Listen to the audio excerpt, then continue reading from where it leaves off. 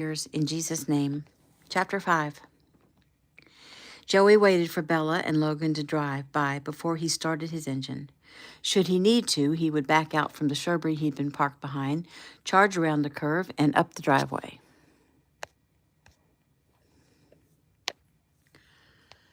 He was pretty sure all hell was about to break loose, since at this minute, Gordon Landau paced the foyer, slapping his hand down on the stair banister several times as he passed it.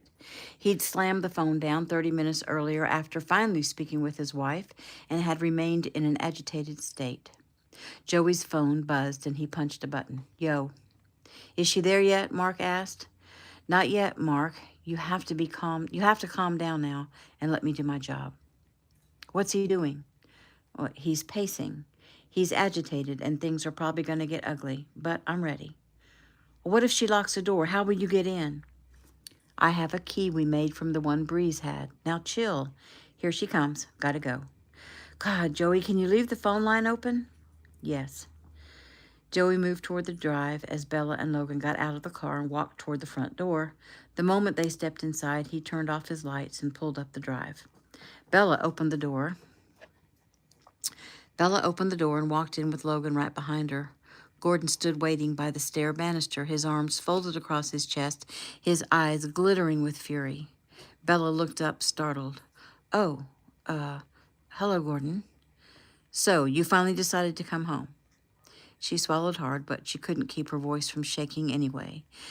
You knew we were going to the party after Logan's belt test. That test began 10 hours ago. I don't remember you saying the party would last for 10 hours.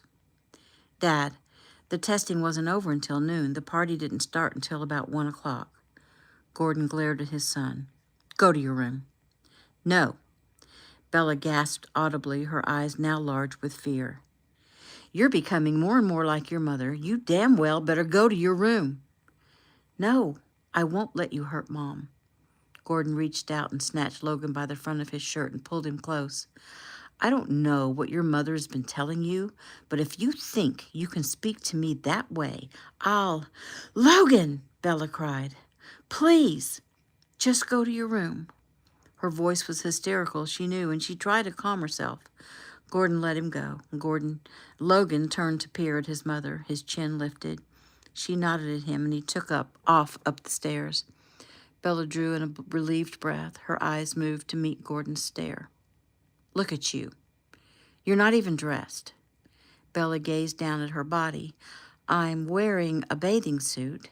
It was a beach party, Gordon. You know that. When I got your call, I didn't bother to pull my skirt back on. I just came home. Isn't that what you wanted? Isn't that what you told me to do? He came closer. Don't you dare throw my words back at me. You want to spar verbally. I guarantee you'll lose since you don't know how to use the brains God gave you. Now tell me, did you swim? Did you take off your little shirt there and show off your body to all the men? Trembling, she ran a hand over her hair. No, I mean, yes, I went swimming, but I wasn't showing off my body. Take your shirt off. What? Take your shirt off. As tears ran down her face, she unbuttoned her cover-up and let it fall. Gordon moved close, his eyes roaming over her body. I bet your little friend Mark Adams enjoyed seeing you in this. She shrugged. I wouldn't know. Who else was there? Shelley Keno and... I meant what other men? Well, Grandmaster Keno and Mark and Master Kane and Ricky Keno and some of the other fathers of the kids in the class. I don't know their names. I see. And you walked around like this in front of all those people? Everyone had on bathing suits, Gordon, not just me. Really? Well, tell you what. You want to swim so bad and show your body off all hours of the night? Go get in the pool. Gordon, please, I don't want to swim. Oh, but you did, didn't you? Now suddenly you don't just because I told you to do it? You're defiant, Bella. You've always been defiant. That's where Logan is getting his attitude. Do you see what you're teaching him? She snapped. Oh, what about what you're teaching him? She shouted before she could stop herself. The backhand came quickly and knocked her to the floor. Whimpering, she moved around to pick herself up before he could kick her. Joey jumped from his car, and by the time he came through the door, there was no one in sight and no sound. Looking at the stairs, he didn't think Gordon would have had time to drag Bella all the way up. Joey darted toward the back of the house and heard a sound like a splash. He burst from the house into the backyard. Gordon knelt by the pool, his hands pushing down on something in the water. Joey knew that something was Bella. "Hey, there you are." Gordon looked up, startled to see Breeze's new boyfriend coming out of his house. He pulled Bella up and out of the water. She coughed and sputtered. "What the hell are you doing in my home?" Gordon asked. Joey smiled. "Oh, well, sorry to interrupt you two playing in the pool this time of night, but Breeze said she'd meet me here. No one answered the door, and since it was open, I came on in. Sorry, it seems I'm always intruding on you lovebirds." Joey eyed Bella as he talked to make sure she was okay. "I take it Breeze isn't here yet?" "No, she isn't here, and why would she have you meet her here?" Joey shrugged. "Search me. She told me to meet her here at 8. He eyed his watch. "She's late, as usual." Joey smiled at Bella. "Water is a little cool this time of year, huh?" Shivering, Bella nodded. I think I'll go get dry." She disappeared quietly. "So you don't mind if I wait for Breeze, do you?" Gordon walked toward the house. "You can wait in the den, but let me tell you something, Adams. I don't like you, and I don't appreciate you just letting yourself into my house. Breeze was always a strange, irresponsible girl, and I don't know what she sees in you, but get it out of your mind that we are family now, because we are most definitely not. I'm going up to change." Grinning, Joey gave a mock salute and made himself at home, listening intently for any sound coming from the bedroom upstairs. A few minutes later, Bella came down, wearing shorts and a t-shirt and her hair wrapped in a towel. Her lower lip was swollen, but she offered a quick smile. Joey decided he'd wait for Breeze's feigned entrance for at least a couple of hours. That should give Gordon a chance to cool off. New scene.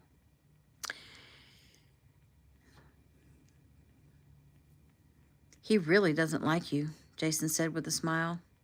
"I'm crushed. Just wait until he finds out he's been had. I don't like the way this is headed. I want her out of the house. You can charge in and save the day only so many times. He's always going to get in that first hit. And then there's the quiet abuse that we don't hear or see." Joey nodded. He certainly didn't need Jason to explain that. He remembered too well the silent rape he'd heard.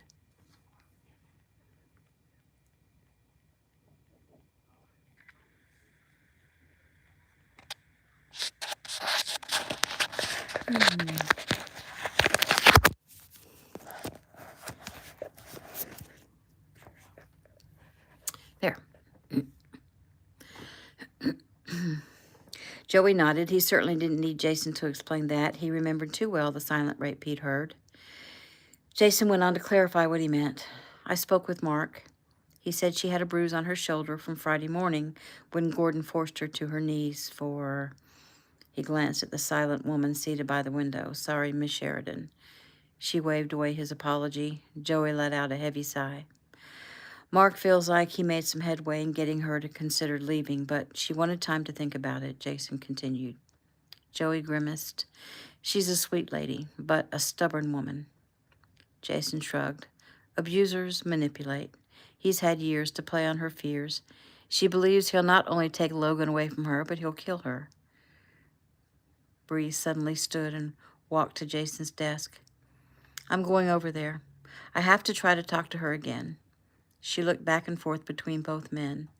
"I'll go tonight." "I don't want you there when he's home," Joey said. "I'm not afraid of that pig," she answered. "Nevertheless, I want you to stay away from him," Joey said firmly, but quietly, his eyes boring into hers. Jason watched this exchange, his mouth pressed tightly together. "Fine," Breeze capitulated. "I'll go this afternoon before he gets home. Now that Bella knows there are others standing by ready to support her, maybe I can make some headway with her." "Well, it's worth another try. This guy is a powder keg waiting to go off," Jason said. Breeze nodded. "Hopefully, I'll be able to make a difference.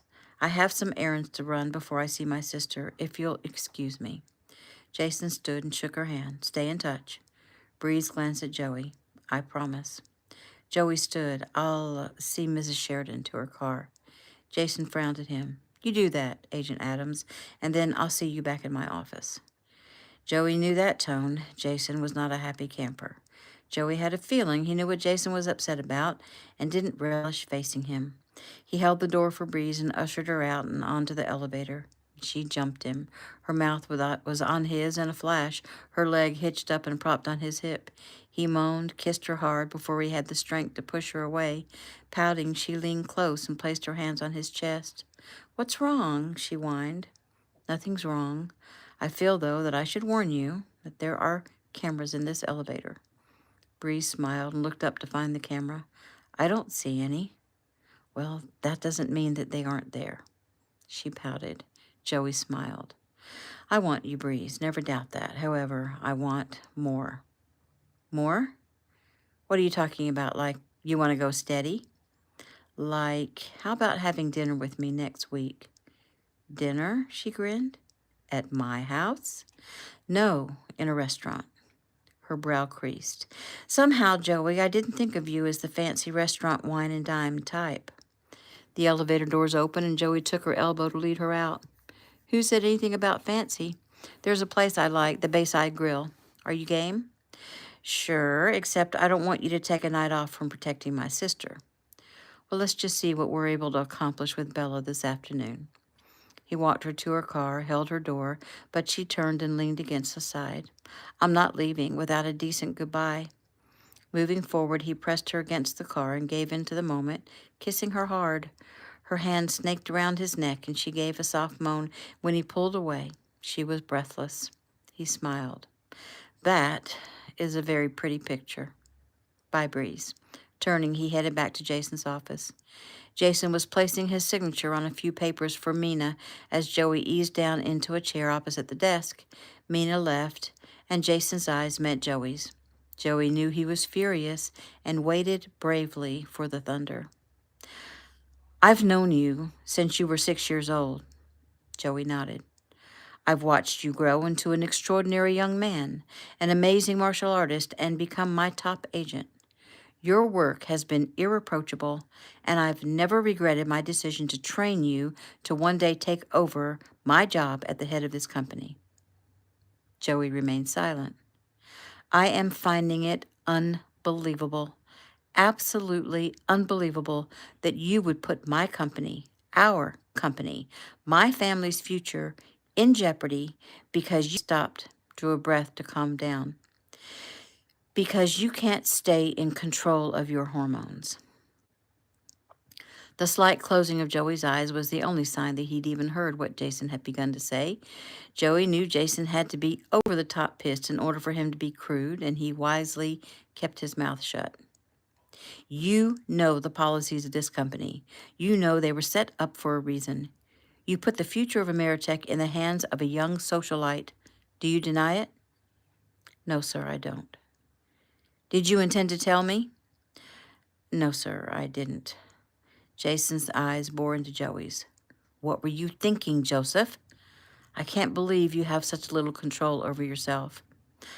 I find it as hard to believe as you. It took me by surprise. So what? The chemical reaction was so strong you threw all caution to the wind? Jason asked sarcastically. Well, it's more than a chemical reaction, Jason. I have feelings for her. Feelings. You have feelings. Joey blew out a breath. I think I may be falling in love with her. Love. Jason stood silently, shaking his head. He understood that. He knew how strong his feelings were for his own wife. A few years earlier, he'd had another agent, Jefferson Davis, fall madly in love with the woman he'd been assigned to protect. They were now happily married. It seems all one of his men had to do was mention the L word, and all was forgiven. He cursed quietly. Make sure you're at the Landau house before Ms. Sheridan gets there. You'd better take good care of her, Joey. She holds much power right now. She wouldn't do anything to hurt this company. Now, we don't know that, do we? Joey had to be honest. No, sir, we don't know. It's just a feeling. Jason sighed. Feelings. Get out of here. Joey obeyed quickly. New scene. Breeze, I'm so glad to see you. Come in. Why are you here? You're my sister, Bella. Do I have to have a reason? Bella smiled nervously. No, of course not. It's just that, well, you hardly ever come by anymore.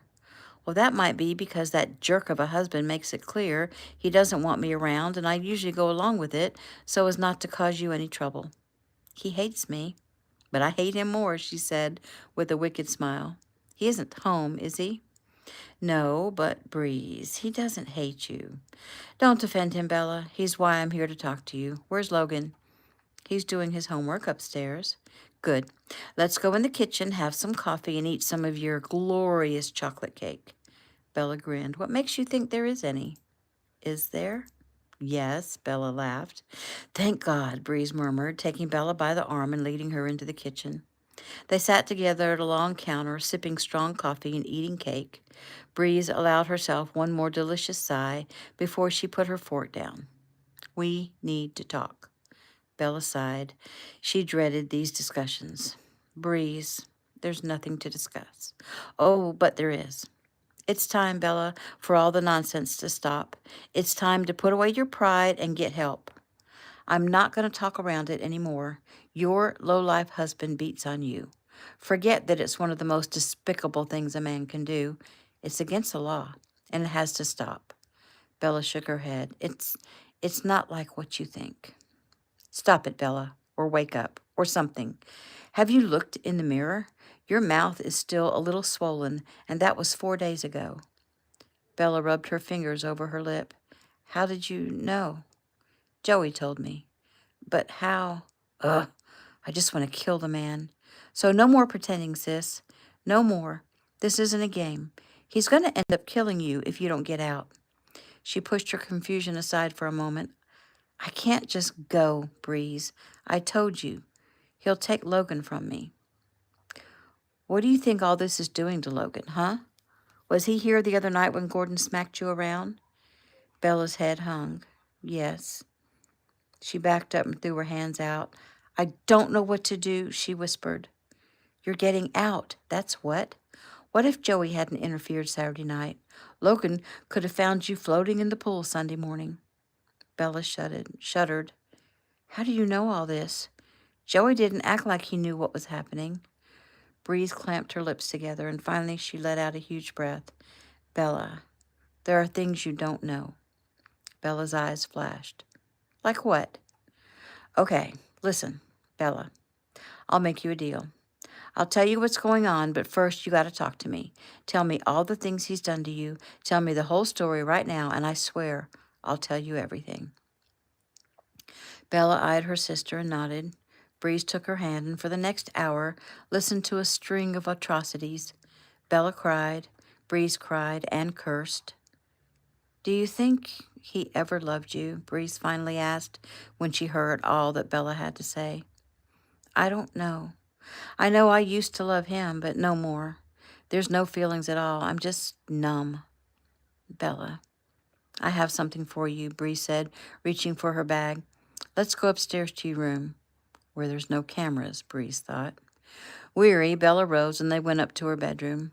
They sat facing each other on the large, pristine bed.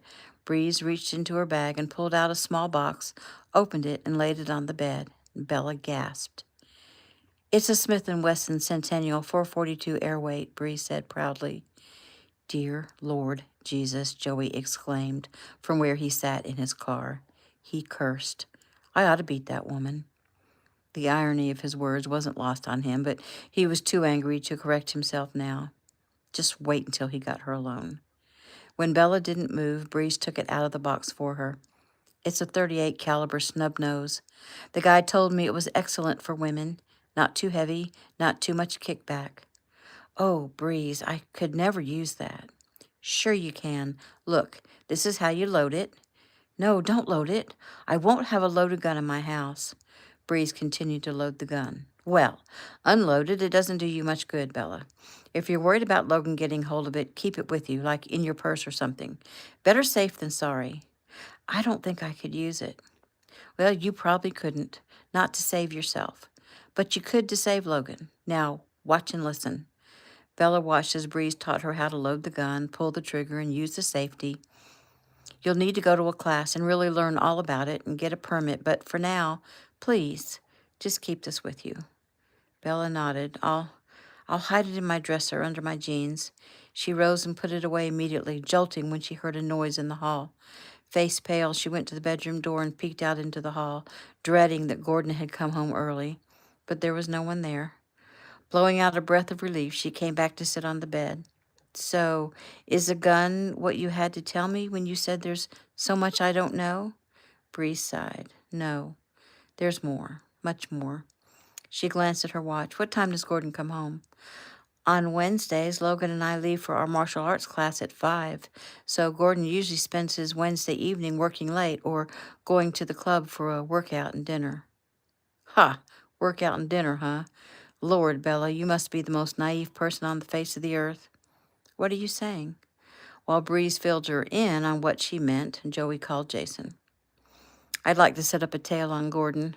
More than likely he's having an affair, and that will give us plenty of ammo to use in the divorce. I know we have the camera in the car, but I'd like a witness on this. I'll arrange it. I know it's late, but I've just learned that tonight is his regular rendezvous time. Since it's almost 5, if they can't tag him at the office, try the country club. Joey turned back to the conversation taking place in the house. Think about it, sis. Has he ever given you a hard time about going to your little martial arts class? No, because he has his own plans on Wednesday night, and they don't include getting in an extra round of golf. Bella sighed wearily. I don't care anymore, Breeze. Okay, sweetie, don't get despondent on me. Listen, don't be mad, okay? About what? I went to Ameritech Security and hired them to protect you and to gather evidence so that Gordon won't be able to lie his way out of it. It wasn't a coincidence that Joey came to your house Saturday night. He's been watching you. They've set up surveillance cameras and microphones all over your house, Bella. When her sister made no effort to speak or yell, Breeze went on. He has video of Gordon hitting you and lots of audio of all the horrible things Gordon has said to you. Don't you understand, Bella? We have evidence. He's been caught with his pants down. Bella merely sat, her haunted eyes staring blankly. Don't be mad, sis. I love you so much, and I couldn't stand the thought of him hurting you anymore. I thought, I can stand by and let him eventually kill you, or I can stand up and do something. So if you want to hate me over this, that's okay, if it gets you out of here. How long? How long? Yes, Breeze. How long have you had people watching me? A week and a half, long enough to document the hell you've been going through. Bella turned her gaze toward the ceiling. Where are the cameras? Well, there aren't any cameras in here, and none in your bathroom, if modesty is what you're upset about, though there are microphones in here. Pretty much the rest of the house is covered. Bella, please.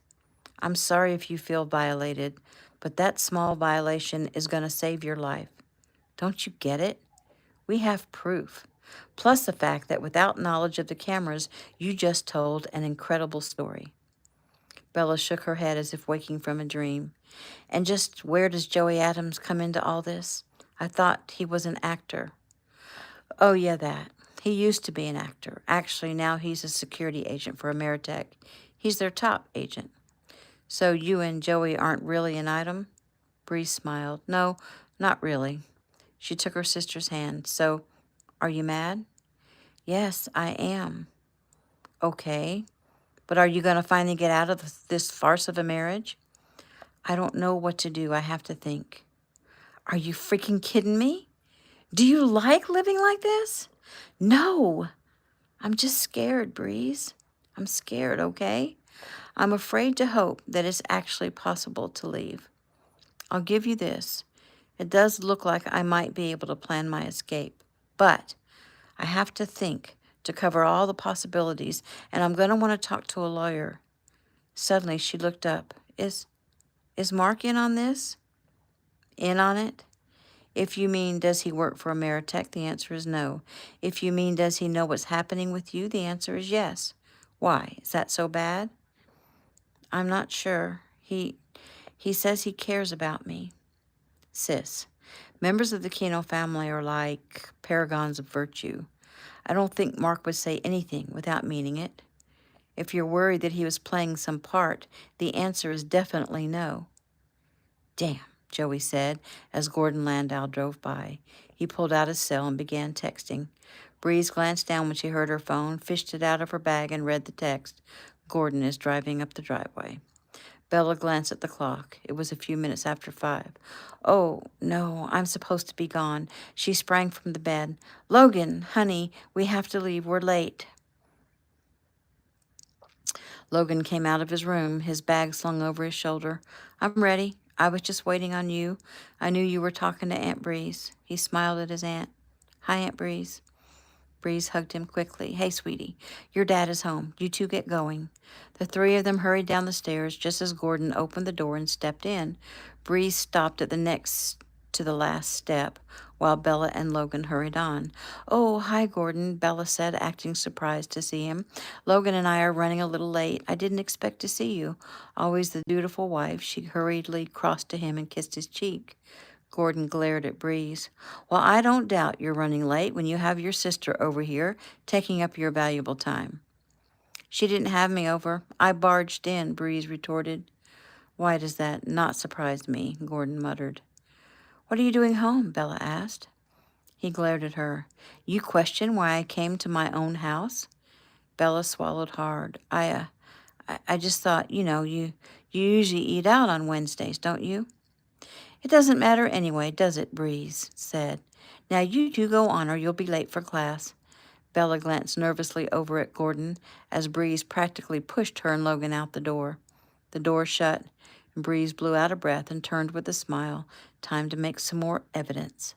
Gordon glared at her. I know I've told you before that you're not welcome in my home. Well, I really don't give a rat's behind what you've told me. This isn't just your house. My sister owns half this house, and she and my nephew live here, and they have the right to see me whenever they want. Joey threw his pen across his car. He'd kill her if Gordon doesn't do it first. He started the engine of his car. Gordon advanced on her. Let me tell you something, you little witch. I'm the one going to work every day, and I'm the one paying all the bills. Ha! Bella works her butt off playing maid to you, and let me remind you it was her money, or my parents, who first set you up in business. Gordon's hand balled into a fist, and Breeze glanced down at it. Thinking about hitting me too, Gordy? You'd better think again, because I won't stand by and cry. I'll have you arrested. Now, let me give you a little ultimatum. You hurt my sister ever again, and I'll make your life hell. I'll come after you with every resource I have, and believe me, that's considerable. I won't crawl away. You touch my sister again, and you'll regret it. Breeze, Joey moaned. He eased the car toward the driveway. Gordon came at her and backed her up against the wall. Very brave words, but you don't know who you're messing with. Joey flew up the drive. Breeze smiled at him, holding her chin high, wishing he'd hit her.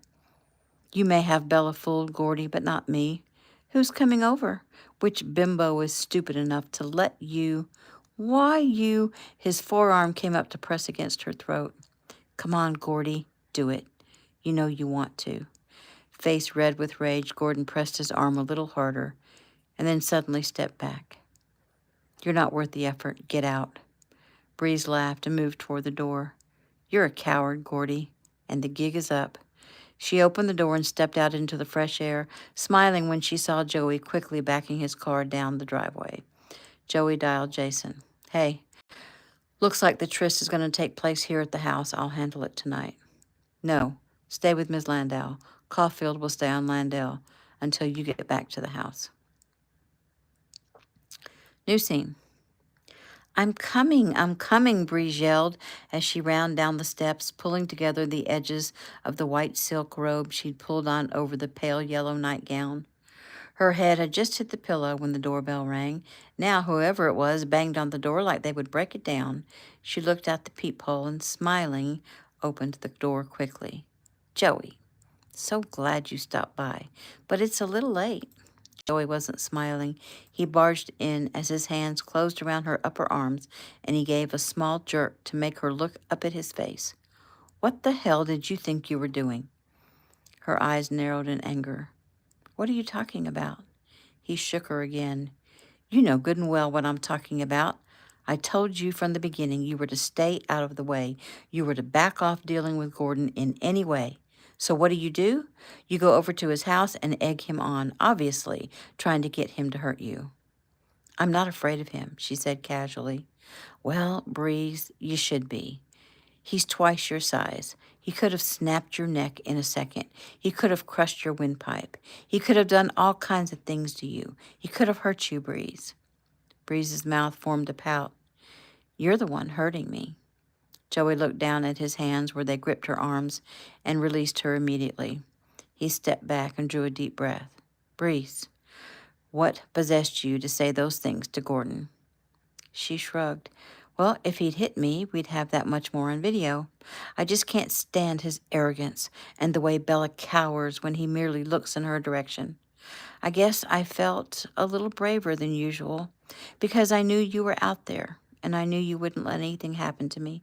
So I pushed. Blowing out a breath, Joey shook his head. What am I supposed to say to that? Don't have so much faith in my ability to protect you? I'm sorry, Joey. I know I shouldn't have put you on the spot and got you all worried about me, but please don't be angry. If you could have seen the rage on Gordon's face, you'd know it was all worth it.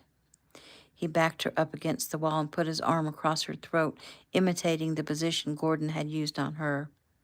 I did see, Breeze, but this is what I saw. What do you think that made me want to do, huh? He watched as she bit down on her lip. She gave her head a slight shake.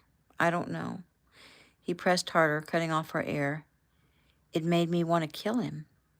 Suddenly, his arms let up, and he kissed her with an urgency that surprised them both. Oh, yes, she whispered, as she wrapped her arms around his neck. She closed her eyes, relishing the feel. She pushed her hands inside the jacket he wore, smoothing them over his chest, reaching around to his back, and then suddenly stopped when she encountered his hardware. What's this? He pulled back, his breath labored. Sorry, I should have taken that off before I came barging in here. I didn't know you carried a gun. I'm an agent. We're all armed. He took a giant step back from her in order to clear his mind. And now that brings up another subject. What in the world were you thinking giving a gun to Bella? She doesn't even know how to use one. You're playing with fire. I'm trying to protect her, she argued. Well, she'll end up shooting herself or Logan. I want you to take it back. No. Yes, Breeze, there's no arguing the point. She smiled sexily. What will you do if I don't? Come on, Breeze, I'm not kidding around.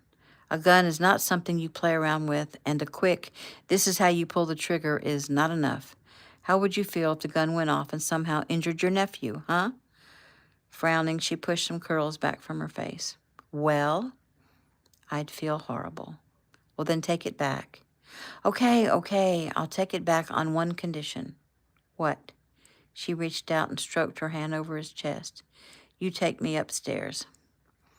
He blew out a breath, his eyes roaming over her. I want to. I even need to, but I can't. She frowned at him, obviously frustrated.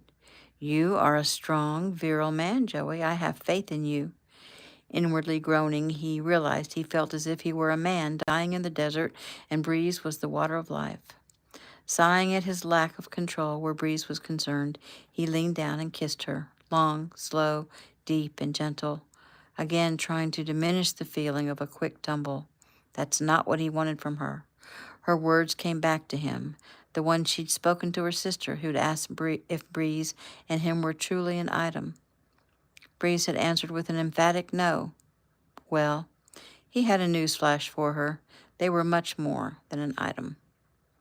New scene. Logan ran down the stairs with the ease of the 11-year-old boy he was. I'll get it, he called to his mother as he headed into the kitchen. Bella looked up from the pancakes she was in the middle of turning. Thank you, sweetie, and good morning. Logan smiled at her as he lifted the house phone from its cradle. Back at you, Mom. Hello? Logan? Yeah? This is JoJo. Hope it's not too early to call. My dad said it was. Nah, it's okay. I tried your cell phone, but you didn't answer. Oh, yeah, it's in my desk upstairs. I'm not allowed to have it at school, so it's usually turned off. Sorry. No, that's cool. I just got my phone for my 12th birthday, and I'm not allowed to be on it more than an hour a day. Anyway, I wanted to talk to you before you left for school. Is your dad home? No, he leaves early, usually before I come out of my room. Why? Oh, just wondering. So, me and Eric, we were wondering if maybe you'd like to go with us, biking in the canyon this Saturday after class. Uncle Rick and Aunt Bree are taking us and said we could invite a friend, and you're the only one we could think of that we really wanted to go with us. If you don't have a bike, we got one you can use. Before we could give an answer, Logan heard someone talking to Jojo in the background, and then Jojo spoke again. If you don't have a bike, we have one you can use, he corrected. Logan glanced over at his mother, who was buttering the pancakes. She smiled at him and mouthed, "Who is it?" at him. Hold on, he said to Jojo and placed his hand over the receiver. It's Jojo. He and Eric are going biking in the canyon Saturday with Eric's parents and want to know if I can come. His mother's face lost its color. He knew what she was thinking. His dad would never let him go with the Kinos. He hated them. Logan knew why, too, because his father was jealous. That had to be the only reason, because the Kinos were the best people Logan had ever known. It's okay, Mom. It doesn't really matter. Bella swallowed hard. She could tell Logan really wanted to go. Bless his heart. His entire life consisted of school and chores and working hard to please his father, or rather, to placate him. She remembered what Mark had said to her. What do you think this is doing to Logan? Gordon had been so hard on her son, and in trying to keep her husband pacified, she'd never questioned him and never suggested that he allow Logan to do the things that Logan wanted to do. Back when he was younger, Logan had desperately wanted to play Little League Baseball, and surprisingly, Gordon had allowed it, even attended some practices and games. The coach had bragged on Logan about his speed, about his strong arm, about his hitting. But when they'd come to Logan from third base to playing, but when they changed Logan from third base to playing center field, it had all come to an end. Gordon wouldn't even listen to the coach's reasoning that they needed someone in the field who was fast, who could catch, and who had a strong arm. Gordon had jerked him out of the program, and no amount of Logan begging had made a difference. Wasn't it time she stood up for her son? What kind of mother would let this go on? So what? So what that she might have to face her angry husband? It's not like that was anything new. It was worth it to see Logan smile and have a little fun. She waved her hand at him. Of course you can go. It sounds like it'll be lots of fun. Logan gazed at her hopefully. Are you sure? I mean, maybe you should wait and talk. She raised her chin. I'm your mother, and I say you can go. Logan wasn't sure what to think. All he knew was he sure wanted to go, but not if it meant his father would be mad at his mom. But Bella smiled. Really, Logan, she said softly. It's okay. I know what you're worried about, but I can handle this with your dad. I have an idea, and your father will never even question it.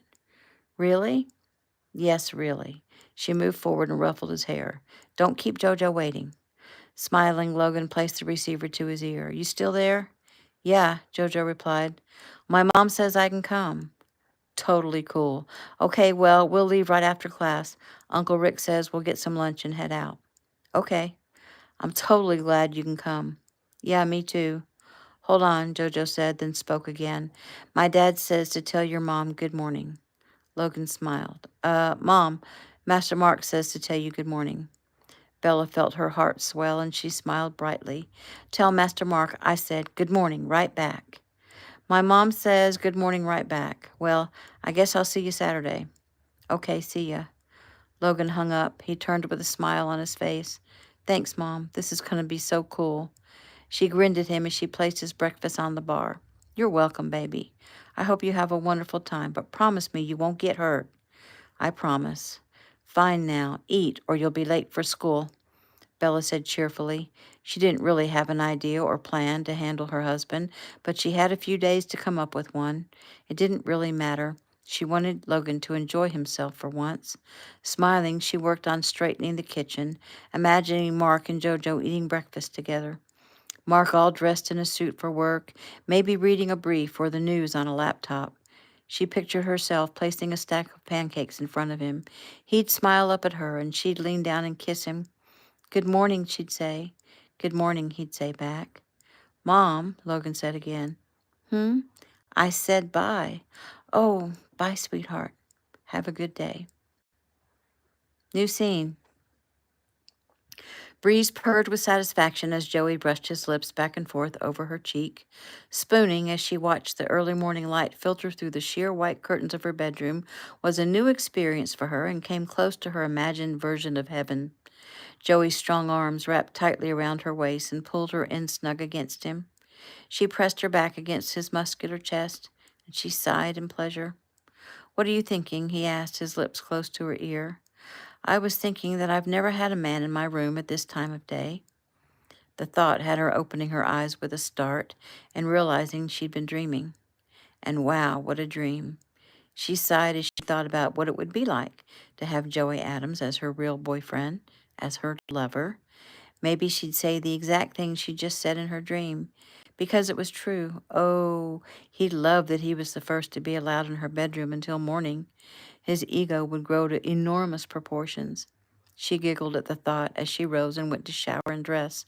30 minutes later, she was on her way down the stairs when someone knocked on the door. She opened it immediately, and he was there. He frowned at her. Do you not even look out the peephole to see who's knocking on your door before you open it? Good morning to you, too. Answer my question. Her eyes blazed. I think not. What do you want?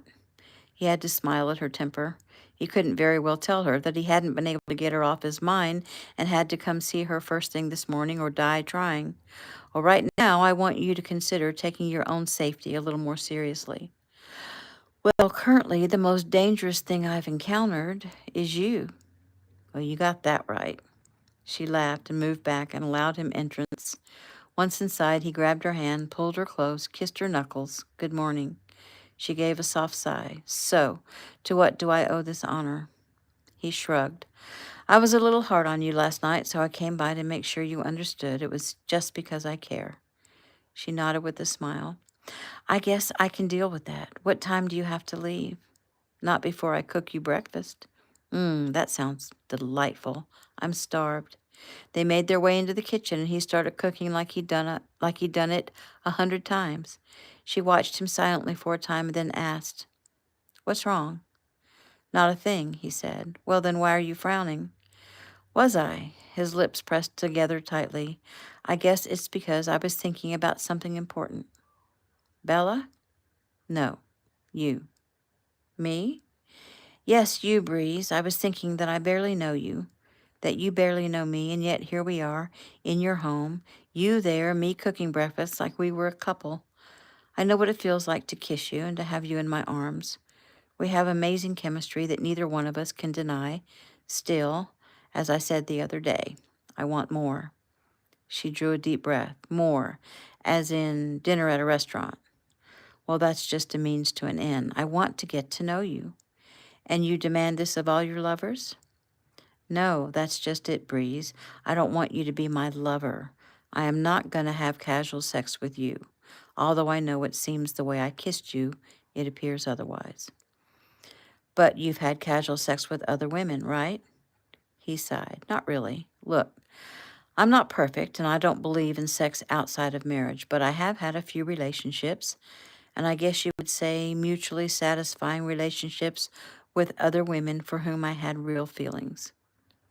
Have you never just used a woman for sex without regard for her feelings?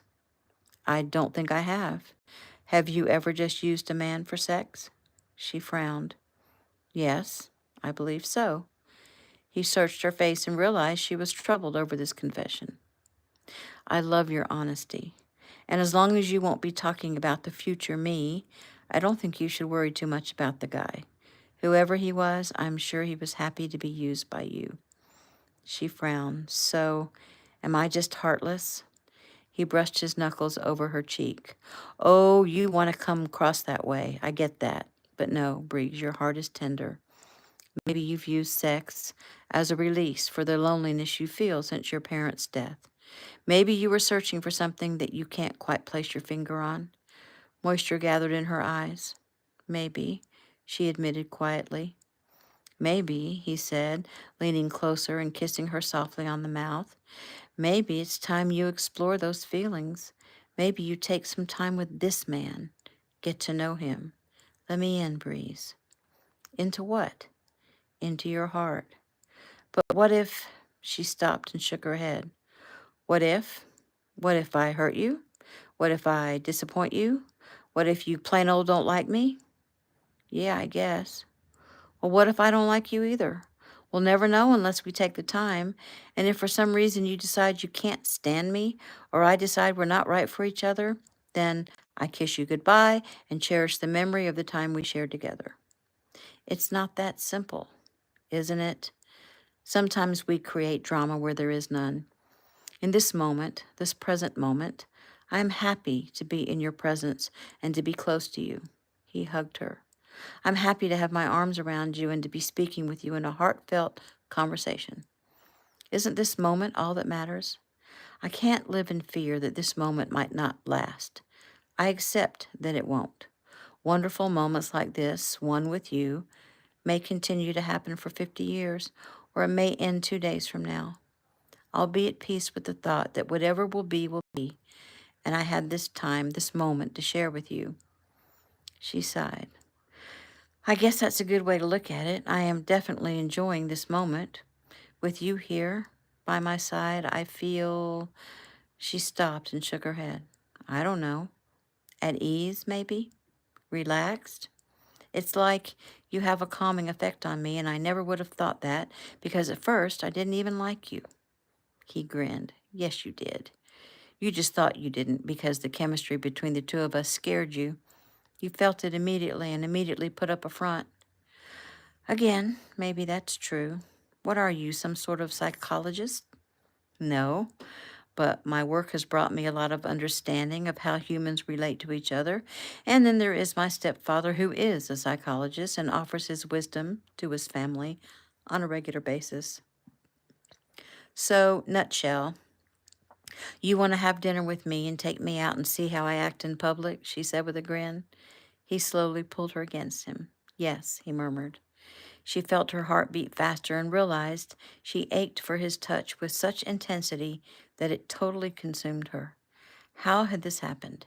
How had she become so addicted so quickly to this man, to what he made her feel? His head lowered, his lips touched her softly. Hopefully, he kissed her. It won't take, he said, kissing her again, too much longer before I have some time off. His mouth covered hers. And that is the end of chapter 5.